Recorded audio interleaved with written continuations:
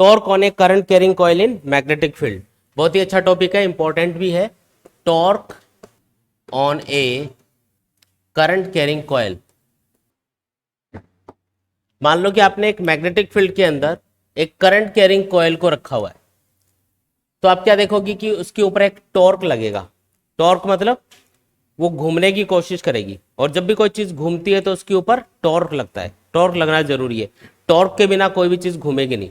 जैसे linear motion के लिए क्या जरूरी है, फोर्स होना जरूरी है, तभी ऑब्जेक्ट मूव करेगा, है ना। उसी तरीके से कोई चीज अगर टर्न कर रही है, घूम रही है, रोटेट हो रही है, तो उसके लिए क्या होना जरूरी है, टॉर्क होना जरूरी है। तो आप क्या ऑब्जर्व करोगे कि जब हम किसी भी करंट कैरिंग कॉइल को एक एक्सटर्नल मैग्नेटिक फील्ड के अंदर रखेंगे, भाई करंट कैरिंग कॉइल खुद भी मैग्नेटिक फील्ड प्रोड्यूस करती है, उसकी बात नहीं हो रही है, हम उसको किसी दूसरे मैग्नेटिक फील्ड में रखेंगे, तो हम क्या देखते हैं कि वो घूमने की कोशिश करती है। तो आपको कैलकुलेट करना है कि उस पर कितना टॉर्क लगता है। और आप देखोगे कि ये जो प्रिंसिपल आप पढ़ रहे हो, ये इलेक्ट्रिक मोटर का प्रिंसिपल होता है। जो इलेक्ट्रिक मोटर होती है ना, उसमें यही प्रिंसिपल लगता है। जो इलेक्ट्रिक मोटर होती है उसका प्रिंसिपल हम समझ रहे हैं एक तरह से, आप ये मान लो। तो टॉपिक का नाम है torque on A current carrying coil in magnetic field, मतलब आपको एक कॉइल लेनी है जिसको मैग्नेटिक फील्ड में रखना है। तो मैं यहाँ पे दो मैग्नेट्स कंसिडर कर लेता हूँ। पहले तो ये देखो, ये सपोज करो पहली मैग्नेट हो गई, ये इसका नॉर्थ पोल है, और इसके पास में ही मैंने दूसरी मैग्नेट को रखा हुआ है, ये उसका साउथ पोल है। आपको पता है भी दो मैग्नेट्स के बीच में जो मैग्नेटिक फील्ड होता है वो हमेशा नॉर्थ पोल से साउथ पोल की तरफ होता है। हमने फर्स्ट मैग्नेट का नॉर्थ पोल दिखा रखा है, इसका साउथ पोल इधर होगा कहीं पे। ये दूसरी मैग्नेट है, ये इसका साउथ पोल है, इसका नॉर्थ पोल इधर होगा। इन दोनों के बीच में जैसे इनको पास पास रखोगे तो आप क्या देखोगे कि दोनों के बीच में एक मैग्नेटिक फील्ड प्रोड्यूस हो गया। इस मैग्नेटिक फील्ड की डायरेक्शन क्या लेनी है हमको, north pole to south pole, इधर से इधर। मतलब आप ये मान लो कि मैग्नेट्स को मैंने ऐसे रखा हुआ है, तो मैग्नेटिक फील्ड इधर से इधर जा रहा होगा, हॉरिजॉन्टल प्लेन में है ये। इनके बीच में आपको एक लूप को रखना है जिसमें हम करंट फ्लो करेंगे। ये है अपना रेक्टेंगुलर लूप, कोई भी शेप का लूप ले सकते हो आप। यहाँ पे हम रेक्टेंगुलर लूप लेके इसको समझ रहे हैं। तो ये रेक्टेंगुलर लूप हो गया। कैसा लूप हो गया ये, रेक्टेंगुलर। नाम रख दो इसका ABCD, ऐसा कुछ नाम रख दिया।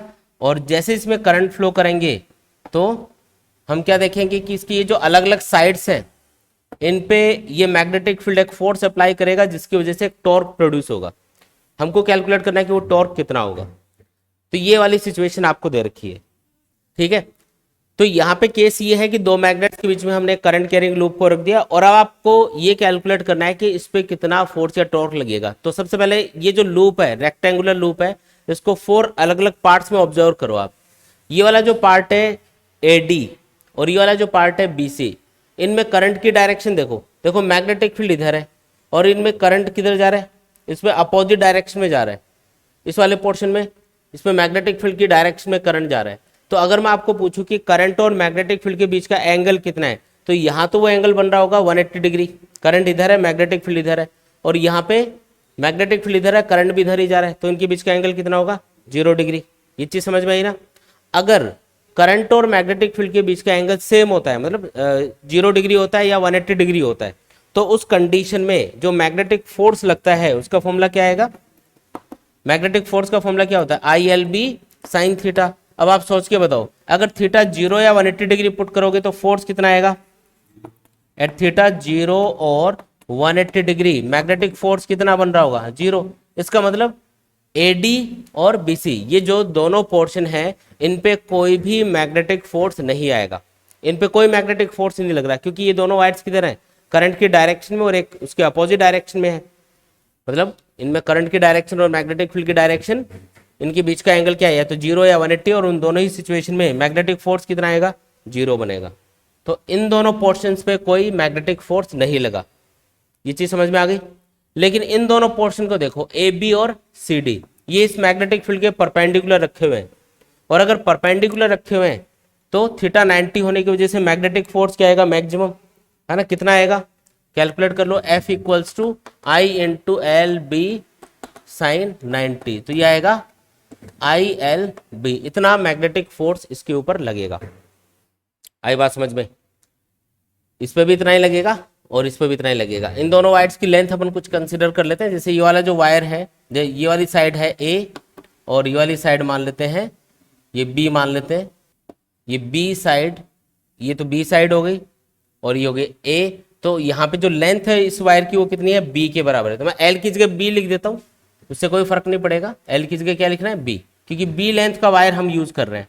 तो यहाँ पे जो मैग्नेटिक फोर्स आया इन दोनों वायर्स पे वो कितना कितना आया, i small b into b और i small b into b, दोनों पे सेम ही आएगा। ये बात समझ में आई क्या? अब देखो इन दोनों वायर्स पे फोर्स आ चुका है कि भी इतना लगेगा। अब उसकी डायरेक्शन पता करो। तो सबसे पहले इस वाले वायर को देखो, इसमें करंट इधर जा रहा है, मैग्नेटिक फील्ड इधर है। आप एक बार इमेजिन करो इसको कि ये लूप ऐसे रखा हुआ है और ये है ए, ये बी, ये सी और ये डी, और मैग्नेटिक फील्ड इधर है। तो ये वाला जो पोर्शन होगा कौन सा वाला, ए बी, इसमें करंट इनवर्ट जा रहा है, मैग्नेटिक फील्ड इधर है परपेंडिकुलर। तो मैग्नेटिक फील्ड के डायरेक्शन में फर्स्ट फिंगर पॉइंट कर लो और करंट है इनवर्ड, तो इसको मिडिल फिंगर को आपको करंट के डायरेक्शन में पॉइंट करना है। तो थंब किधर जा रहा है, डाउनवर्ड। इसका मतलब ये जो फर्स्ट वायर है इस पे फोर्स लगेगा किधर, डाउनवर्ड लगेगा। और इसी तरीके से आप इस दूसरे वाले वायर के लिए देखो, ये जो दूसरा वायर है ये वाला सी डी, इसमें करंट आउटवर्ड आ रहा है, मैग्नेटिक फील्ड इधर है। तो फर्स्ट फिंगर इधर होगी, मिडिल फिंगर को करंट के डायरेक्शन में पॉइंट करना है। तो थंब किधर जा रहा होगा, ऊपर की तरफ जा रहा होगा। इसका मतलब जो फोर्स लगेगा किधर लगेगा, अरे बोलो, अपवर्ड लगेगा। तो फोर्स की डायरेक्शन पता चल गई क्या? इस वाले पोर्शन पे फोर्स आ रहा है नीचे, इस वाले पोर्शन पे फोर्स आ रहा है ऊपर। ठीक है। अच्छा, ये जो दोनों फोर्स हैं ये एक दूसरे के अपोजिट डायरेक्शन में है और बराबर भी है। तो नेट फोर्स कितना लगेगा इस पे, नेट फोर्स कितना आएगा, 0। भाई आप ये चीज देखो, इन दोनों पोर्शन पे तो कोई फोर्स लगा ही नहीं था, पहली बात। फिर ये जो दोनों पोर्शन है इन पे फोर्स तो लग रहा है, लेकिन दोनों पे अपोजिट डायरेक्शन में लग रहा है। अब लूप तो एक ही है ना, एक साइड में ऊपर फोर्स लगा, एक साइड में नीचे फोर्स लगा, तो दोनों आपस में कैंसिल, और नेट फोर्स कितना आ गया, 0 आ गया। इसका मतलब ये है कि इस पे नेट फोर्स हमेशा 0 रहेगा। लेकिन ये दोनों फोर्स मिलकर इसको घुमाने की कोशिश करेंगे। अगर आप ध्यान से देखोगे ना, तो ये वाला जो लूप है इस पे इधर जो ये वाली जो साइड है ना, इस पे फोर्स आ रहा है नीचे, इसका मतलब ये नीचे की तरफ खींचेगा। और ये वाला जो साइड है इस पे ऊपर की तरफ आ रहा है फोर्स, ये ऊपर की तरफ जाने की कोशिश करेगा। तो ये जो सिरा है ये नीचे जाने की कोशिश कर रहा है, ये ऊपर, तो ये ऐसे घूम जाएगा। समझ में आया क्या? इस तरीके से टर्न करेगा। और अगर ये लूप ऐसे टर्न कर रहा है तो इसका मतलब यहाँ पे जो फोर्स है ये क्या करेगा, एक टर्निंग इफेक्ट प्रोड्यूस करेगा, टॉर्क प्रोड्यूस करेगा। अब वो टॉर्क कितना है वो कैलकुलेट करना है। अब मैं एक जनरल फॉर्मूला बना रहा हूँ टॉर्क का, क्योंकि टॉर्क भी अलग अलग पोजीशन पे अलग अलग लगेगा। ऐसे नहीं कि वो एक हर जगह हर पोजीशन पे बराबर ही टॉर्क लग रहा होगा, ऐसा नहीं है। जैसे ये घूमेगा ना तो टॉर्क की वैल्यू चेंज होती रहेगी। मान लो ये थोड़ा सा ऐसे घूम गया, ये टॉर्क लगा इसके ऊपर, ये फोर्स मिलके इसको घुमा रहे हैं, तो ये ऐसे घूमेगा थोड़ा सा और इस पोजीशन पे आ गया। तो सामने से अगर आप इसको देखोगे तो आपको ये कुछ ऐसा दिखेगा। समझ रहे हो क्या बात? कौन सा वाला पोर्शन दिखेगा आपको, AD। तो ये पहले ऐसे था ना, तो सामने से आपको A और D वाला पोर्शन दिख रहा था। अब जैसे ये घूमा ऐसे तो ये टेढ़ा हो गया, तो ये A पॉइंट यहाँ गया और D पॉइंट यहाँ पे है ना। और मैग्नेटिक फील्ड तो उधर ही रहेगा, मैग्नेटिक फील्ड की डायरेक्शन सेम है। तो देखो मैग्नेटिक फील्ड में ड्रॉ कर देता हूँ, ये मैग्नेटिक फील्ड की डायरेक्शन है। मैग्नेटिक फील्ड तो हॉरिजॉन्टली रहेगा, जैसे ऐसे था, तो इसके घूमने से मैग्नेटिक फील्ड थोड़ी बदला। तो मैग्नेटिक फील्ड उधर ही है, ये घूम गया। अगर मैं पूछूं कि इस लूप का एरिया वेक्टर किधर होगा, तो एरिया वेक्टर की डायरेक्शन क्या होती है, हमेशा इसके प्लेन के परपेंडिकुलर आउटवर्ड। मतलब इसको ऐसे ड्रॉ करना है, ये क्या होगा, एरिया वेक्टर। और अगर मैं बोलूं भी एरिया वेक्टर और मैग्नेटिक फील्ड के बीच का एंगल कितना है, तो ये मान लो एंगल बन रहा है थीटा। तो ये भी इस पोजीशन पे आ चुका है। अभी भी कुछ तो बताना पड़ेगा ना भी कितना घूम गया ये। जब ऐसे था तो मैग्नेटिक फील्ड और एरिया वेक्टर के बीच का एंगल कितना था, 90। भाई मैग्नेटिक फील्ड इधर जा रहा है, इसका एरिया वेक्टर नीचे की तरफ होगा, तो एंगल कितना, 90। लेकिन जब ये ऐसे घूमा तो एरिया वेक्टर तो इधर चला गया, मैग्नेटिक फील्ड अभी भी उधर ही है, तो थीटा कुछ अलग रहेगा। थीटा कुछ भी हो सकता है, 60, 30, 45, कुछ भी, कैसा भी एंगल हो, चेंज हो गया लेकिन ये। ठीक है। अब आपको ये बताना है कि अब कितना टॉर्क लग रहा है इसके ऊपर। ठीक है। तो टॉर्क का फॉर्मूला ये होता है कि जो फोर्स लगता है ऑब्जेक्ट पे, जैसे अगर यहाँ पे ध्यान से देखें तो यहाँ पे एक स्पेशल केस है। दोनों जो एज हैं इसकी, ये वाले जो किनारे हैं, मतलब इनके ऊपर जो फोर्स आ रहे हैं वो बराबर आ रहे हैं। कितना आ रहे हैं, F equals to I B into B. इस वाले पोर्शन पे जो फोर्स आ रहा है और इस वाले पोर्शन पे जो फोर्स आ रहा है वो मैग्नीट्यूड में बराबर ही आ रहे हैं, ये इक्वल आएंगे, है ना। ये दोनों फोर्स क्या होंगे, बराबर। अगर किसी भी ऑब्जेक्ट पे दो इक्वल और अपोजिट डायरेक्शन में फोर्स लग रहे हो, अगर कोई ऐसी सिचुएशन बन रही है जिसमें एक ऑब्जेक्ट के ऊपर two equal and opposite force लग रहे हो और उससे टर्निंग इफेक्ट प्रोड्यूस हो रहा हो, तो उससे जो टॉर्क प्रोड्यूस होगा उसको कैलकुलेट करने के लिए एक सिंपल तरीका है, उनमें से किसी भी एक फोर्स को मल्टीप्लाई कर दो उन फोर्सेस के बीच की परपेंडिकुलर डिस्टेंस से। मान लो दोनों फोर्स के बीच की परपेंडिकुलर डिस्टेंस है x, तो अगर मैं f को x से मल्टीप्लाई कर दूं तो मेरे पास क्या आ जाएगा, टॉर्क। f क्या चीज होगी इसमें, इन दोनों में से कोई भी एक फोर्स। अच्छा, ये जो मैं टॉर्क का फॉर्मूला लिख रहा हूँ ये तब लिख रहा हूँ जब दोनों फोर्स बराबर हैं। अलग अलग होंगे तो इन दोनों फोर्स का अलग अलग टॉर्क कैलकुलेट करके ऐड करना पड़ेगा फिर। अभी तो ये कॉमन ही है ना, दोनों बराबर है, मतलब ये दोनों इक्वल फोर्स है, इसलिए आप सीधा फॉर्मूला लिख सकते हो, force multiply by the perpendicular distance between the forces.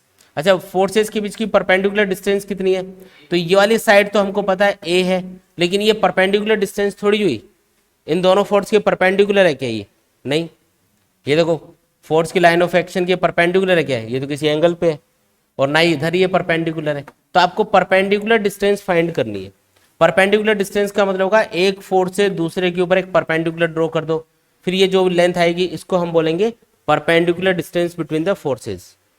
ये x कैलकुलेट करना है, तो इसके लिए थोड़ी ज्योमेट्री यूज कर लेंगे। देखो ये क्या, ये एंगल कितना है यहाँ पे, तो ये कितना होगा, ये 90 माइनस थीटा होगा ना, ये परपेंडिकुलर होता है एरिया वेक्टर हमेशा, तो ये 90 माइनस थीटा होगा।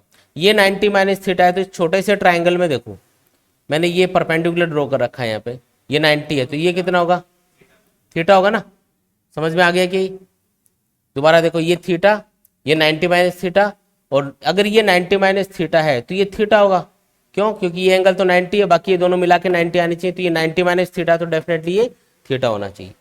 अच्छा, ये जो अब बड़ा वाला ट्राइंगल है इसको ध्यान से देखो, इस बड़े वाले ट्राइंगल में मेरे को x कैलकुलेट करना है और a दे रखा है और थीटा भी मेरे को पता है, तो थीटा a और x इसको कैसे रिलेट कर सकते हो, एंगल के सामने क्या होता है, परपेंडिकुलर, ये क्या हो गया, हाइपोटेनियस, तो क्या लिख सकता हूं इसको, sine theta equals to perpendicular, यानी कि परपेंडिकुलर कितना x, हाइपोटेनियस यानी a, तो x कितना आएगा, a साइन थीटा आएगा, x इक्वल्स टू क्या आएगा, a साइन थीटा। ये वैल्यू पुट करनी है यहाँ पे, तो टॉर्क कितना आ जाएगा बताओ, F इंटू ए साइन थीटा, F की वैल्यू पुट कर देते हैं, F कितना, आई बी इंटू बी इंटू ए साइन थीटा। समझ में आया क्या, और ध्यान से देखो ये a इंटू बी, ये small a into small b, क्या लिख सकते हो इसको, small a into small b, यह है एरिया ऑफ द लूप, मतलब ये जो लूप बन रहा है इसका जो एरिया होगा, इसका जो एरिया है उसको आप लिख सकते हो स्मॉल a इंटू बी, है ना। तो ये वैल्यू मैं यहाँ पे पुट कर रहा हूँ, तो टॉर्क क्या आएगा, I capital A into B into sine theta, तो ये अपने पास टॉर्क का फॉर्मूला आ गया। और इसको आप वेक्टर फॉर्म में भी लिख सकते हो, वेक्टर फॉर्म में क्या लिखोगे, tau equals to I into A cross B. क्यों ए क्रॉस बी क्यों लिखा भाई, क्योंकि यहाँ पे साइन थीटा आ रहा है भाई, दो वेक्टर्स का क्रॉस प्रोडक्ट करोगे, क्रॉस मल्टीप्लीकेशन करोगे तभी तो साइन थीटा आता है, तो यहाँ पे क्या आएगा, यहाँ पे साइन थीटा कब आएगा, जब क्रॉस प्रोडक्ट करके लिखोगे। अच्छा, ये सिंगल टर्न वाले लूप की बात हो रही थी, मान लो मैंने एक वायर को ऐसे रेक्टेंगुलर शेप में 50 बार लपेट दिया, तो टोटल टॉर्क जो इस पे आएगा वो कितना आएगा, तो 50 से मल्टीप्लाई कर देंगे इसको, ये भी एक लूप पे इतना लग रहा है तो 50 पे कितना लगेगा, 50 टाइम ज्यादा लगेगा। तो अगर n टर्न्स के लिए पूछा जाए तो आप इसी फॉर्मूले को क्या लिख सकते हो, tau equals to N I, N से मल्टीप्लाई करके लिख रहा हूँ, ए क्रॉस बी लिख सकते हो। आया क्या समझ में, ये n टर्न्स वाले लूप के लिए जितने भी टर्न्स दे रखे हो उससे मल्टीप्लाई करके सॉल्व कर सकते हो कि कितना टॉर्क प्रोड्यूस होगा। आ गया समझ में ये, तो ये टॉर्क का फॉर्मूला आ गया अपने पास। इसके बाद में देखो एक चीज और बताता हूँ, ये समझ में आ गया क्या, चलो एक बार देख लो शुरू से लेकर लास्ट तक क्या प्रोसीजर फॉलो किया हमने। सबसे पहले एक मैग्नेटिक फील्ड के अंदर करंट कैरिंग लूप को रख दिया, उस लूप में हमने देखा कि ये जो एडी पोर्शन और बीसी पोर्शन है, ये इन दोनों में जो करंट है वो मैग्नेटिक फील्ड की डायरेक्शन में है और एक में अपोजिट डायरेक्शन में है, तो इन पे मैग्नेटिक फोर्स 0 आएगा, इसको छोड़ दिया दोनों को। इन दोनों वायर्स को देखा जिनकी लेंथ स्मॉल b है, तो इन पे जो मैग्नेटिक फोर्स आया वो कौन सी डायरेक्शन में आया, फर्स्ट वायर पे मैग्नेटिक फोर्स आया डाउनवर्ड, दूसरे वायर पे मैग्नेटिक फोर्स आया अपवर्ड। और कितना आएगा ये, तो फोर्स कैलकुलेट कर लिया, I small b into B into sine 90, यानी आई बी इंटू बी, ये आ गया अपने पास में फोर्स, और ये दोनों फोर्स मिलकर इसको घुमाने की कोशिश कर रहे हैं, मतलब यहाँ पे टॉर्क प्रोड्यूस होगा। टॉर्क का फॉर्मूला क्या होता है, अगर दो फोर्स बराबर हो और किसी ऑब्जेक्ट पे लग के उसको घुमाने की कोशिश करें तो टॉर्क का फॉर्मूला होता है force into perpendicular distance. Perpendicular distance between the forces calculate करने के लिए हमने ये डायग्राम यूज किया, दोनों फोर्स मिलकर इसको घुमा रहे हैं, ऐसे घूम गया ये, इसका एरिया वेक्टर और मैग्नेटिक फील्ड इनके बीच का एंगल थीटा बन गया। फिर ये थीटा है तो ये 90 माइनस थीटा होगा और ये थीटा होगा। फिर ये वाला बड़ा वाला ट्रायंगल देख के इससे ये हमने एक्स और ए में रिलेशन फाइंड कर लिया थीटा के साथ, तो ये बन गया sine theta equal to x upon a, इससे एक्स निकल के आ गया और एक्स की वैल्यू उसमें पुट कर दी फॉर्मूले में, जो टॉर्क का फॉर्मूला था ये वाला, इसमें वैल्यू पुट करी तो इसी से फॉर्मूला क्या बन गया, ये बन गया आई बी इंटू साइन ए साइन थीटा, और फिर स्मॉल बी इंटू ए को हमने एरिया ऑफ द लूप लिख दिया, तो ये फाइनल आंसर आ गया। अब आपके दिमाग में एक क्वेश्चन आ सकता है कि क्या हमेशा जो मोटर बनानी है या ये जो प्रिंसिपल हमने पढ़ा है कि टॉर्क लगता है, इसके लिए हमेशा क्या हमें रेक्टेंगुलर लूप लेना पड़ेगा, जरूरी है क्या? नहीं, कोई जरूरी नहीं है, रेक्टेंगुलर लूप लेना जरूरी नहीं है। इसको इसलिए लिया है ताकि कैलकुलेशन ईजी हो जाए, हमको समझ में आ जाए, है ना। अगर मैं सर्कुलर लूप लेता तो सोचो मैं उस जो कर्व्स लूप होता है ना ऐसे, उसके लिए मैग्नेटिक फील्ड और जो उसका करंट की डायरेक्शन होती है उनके बीच का एंगल कैसे चेक करता, मुझे हर पॉइंट पे चेक करना पड़ता है और वो अलग अलग डायरेक्शन में आ रहा होता, इसलिए थोड़ी दिक्कत आती है, इसलिए रेक्टेंगुलर लूप लेके समझाए। लेकिन फाइनल जो आंसर आ रहा है उसमें देखो क्या आ रहा है, ये आ रहा है tau equals to I A B sine theta. A मतलब एरिया, मतलब हमको सिर्फ एरिया से मतलब है, लूप का एरिया कितना होगा उससे मतलब है। लूप कोई भी शेप का हो, उसका एरिया अगर ज्यादा होगा तो टॉर्क ज्यादा लगेगा, तो एरिया यहाँ पे मैटर करेगा, उसकी शेप मैटर नहीं कर रही है। अब यहाँ पे मैं आपको एक इंपॉर्टेंट टर्म बताता हूँ जिसको हम बोलते हैं मैग्नेटिक डायपोल मोमेंट, और ये जो लिखा है ना यहाँ पे NIA, इसी को हम बोलते हैं magnetic dipole moment of the current carrying coil. इसको हम कैपिटल M के सिंबल से रिप्रेजेंट करते हैं। किसी भी करंट कैरिंग कॉइल के लिए नंबर ऑफ टर्न्स, करंट और उसके एरिया का जो मल्टीप्लीकेशन होता है उसी को क्या बोला जाता है, magnetic dipole moment. Capital M से उसको रिप्रेजेंट करेंगे। अच्छा, इसको मैग्नेटिक डायपोल मोमेंट क्यों बोलते हैं? क्योंकि कोई भी करंट कैरिंग कॉइल हो, कोई भी, वो एक मैग्नेटिक डायपोल की तरह बिहेव करती है, मतलब उसमें एक साइड में नॉर्थ पोल बनता है, एक साइड में साउथ पोल बनता है। कैसे? अब मैं उसको समझा रहा हूँ, ये आपके अगले चैप्टर में, अगले से अगले चैप्टर में, मतलब इलेक्ट्रोमैग्नेटिक इंडक्शन वाले चैप्टर में भी काम आएगी ये चीज़। भाई करंट कैरिंग लूप में नॉर्थ पोल साउथ पोल कैसे बनेगा, अब वो समझो। मान लो कि ये कोई लूप है, ठीक है, और आप इधर खड़े हो, आप इधर से इसको देख रहे हो, ठीक है, आप इधर से इसको देख रहे हो, तो ये जो करंट कैरिंग कॉइल है इसमें जो करंट की डायरेक्शन है, अच्छा करंट की डायरेक्शन क्या है ये बताओ। इधर जो ऑब्जर्वर खड़ा है उसको ये वाला जो सिरा है ना, देखो ये एक्सिस वाली लाइन जिस पोर्शन के ऊपर से जा रही है वो पीछे मानेंगे, पीछे वाले पोर्शन में करंट ऊपर गया, ये आगे की तरफ निकला हुआ पोर्शन इसमें करंट नीचे आ रहा है, तो करंट की डायरेक्शन क्या हो गई, एंटी क्लॉकवाइज। तो ये बोलेगा एंटी क्लॉकवाइज करंट है। लेकिन अगर ये इधर खड़ा होता तो, मान लो ये इधर खड़ा है, ठीक है, तो इस बार ये क्या कमेंट करेगा, जो उसको एंटी क्लॉकवाइज दिख रहा था वो इधर जो ऑब्जर्वर खड़ा है उसको क्या दिखेगा, क्लॉकवाइज दिखेगा, ठीक है। अब इसका मैग्नेटिक फील्ड देखो कैसे प्रोड्यूस होगा। तो मैग्नेटिक फील्ड कैसे चेक करना है, करंट की डायरेक्शन में आपको राइट हैंड फिंगर्स को घुमाना है, तो हम इधर जा रहे हैं, इसका मतलब इसका मैग्नेटिक फील्ड आएगा इधर से इधर, ये मैग्नेटिक फील्ड की डायरेक्शन है। अब इसको मैं एक मैग्नेट से कंपेयर कर रहा हूं, किससे कंपेयर करेंगे, एक मैग्नेट से कंपेयर करेंगे। ये मैग्नेट का मैग्नेटिक फील्ड मैंने ड्रॉ किया है। मैग्नेट के लिए हमेशा नॉर्थ पोल से मैग्नेटिक फील्ड लाइंस बाहर निकलती हैं और साउथ पोल से एंटर करती हैं। तो यहाँ पे ये जो मैग्नेट है इसके नॉर्थ पोल से मैग्नेटिक फील्ड लाइंस बाहर निकल रही है, साउथ पोल से एंटर कर रही है, ठीक है। तो वही चीज, वही रूल यहाँ पे लगा के देखो, ये जो करंट कैरिंग कॉइल है इसके इधर वाले फेस से मैग्नेटिक फील्ड लाइंस बाहर निकलते हुए दिखाई दे रही है, तो ये क्या बोलेगा कि इधर कौन सा पोल बन रहा है, नॉर्थ पोल बनेगा। और ये जो ऑब्जर्वर है इसको इधर से मैग्नेटिक फील्ड लाइंस इनवर्ट जाते हुए दिख रही है लूप में, तो ये क्या बोलेगा कि इधर साउथ पोल बन रहा है। ये किस हिसाब से कमेंट कर रहे हैं, ये मैग्नेटिक फील्ड को देख के कमेंट कर रहे हैं। इसको क्या लग रहा है कि इधर से मैग्नेटिक फील्ड बाहर आ रहा है, तो ये मैग्नेट से उसको कंपेयर कर रहा है। ये बोल रहा है जैसे मैग्नेट में नॉर्थ पोल से मैग्नेटिक फील्ड लाइन बाहर आती है वैसे इसमें भी बाहर आ रही है, तो ये बोलेगा नॉर्थ पोल बनेगा भाई। तो इधर वाला जो फेस है ये बन जाएगा नॉर्थ पोल, और इसके पीछे वाला फेस क्या बन जाएगा, ये बन जाएगा साउथ पोल। ये कॉइल है ना, तो इधर वाला फेस क्या बनेगा, अरे नॉर्थ पोल, और इधर वाला फेस क्या बनेगा, ये चीज समझ में आ रही है क्या। अब साथ में ये भी बताओ कि सामने से जो देख रहा है इधर, इसको करंट की डायरेक्शन क्या दिखाई दी थी, एंटी क्लॉकवाइज। तो आप ये बोल सकते हो कि अगर किसी भी लूप में करंट की डायरेक्शन एंटी क्लॉकवाइज दिख जाए तो उधर कौन सा पोल बनता है, नॉर्थ पोल बनता है। और अगर इसके लिए पूछें तो इसको करंट की डायरेक्शन क्लॉकवाइज दिखी थी, तो क्लॉकवाइज डायरेक्शन में करंट दिख जाए तो इधर कौन सा पोल बनेगा, साउथ पोल। तो इसको याद करना है। अब ये अपने काम की चीज है, अगर किसी भी लूप में करंट की डायरेक्शन आपको दिख जाए एंटी क्लॉकवाइज, याद करना भी बिल्कुल आसान है। देखो एंटी क्लॉकवाइज, एन आ रहा है ना शुरू में नाम में, तो एन पोल बनेगा। एंटी क्लॉकवाइज करंट होगा तो एन पोल बनेगा, क्लॉकवाइज करंट होगा तो दूसरा कौन सा पोल होता है, साउथ पोल, तो वो बनेगा, है ना। तो नॉर्थ पोल कब बनेगा, जब एंटी क्लॉकवाइज करंट होगा। अगर एंटी क्लॉकवाइज करंट है तो कौन सा पोल बनेगा, एन पोल। एक और तरीका याद करने का, देखो याद रखने का एक और तरीका है, ये जो एन और एस की शेप है ना, इसके दोनों किनारों पे एरो लगा दो। अब सोचो ये अगर घूमने की कोशिश करे तो कैसे घूमेगा, ये वाला सिरा ऊपर जाएगा, ये नीचे जाएगा, तो ये कौन सी डायरेक्शन में घूम रहा है, ऐसे एंटी क्लॉकवाइज। और ये घूमने की कोशिश करे तो ये सिरा नीचे जाएगा, ये ऊपर जाएगा, तो ये कौन सी डायरेक्शन है, ये क्लॉकवाइज है। तो क्लॉकवाइज अगर करंट हो तो साउथ पोल बनता है।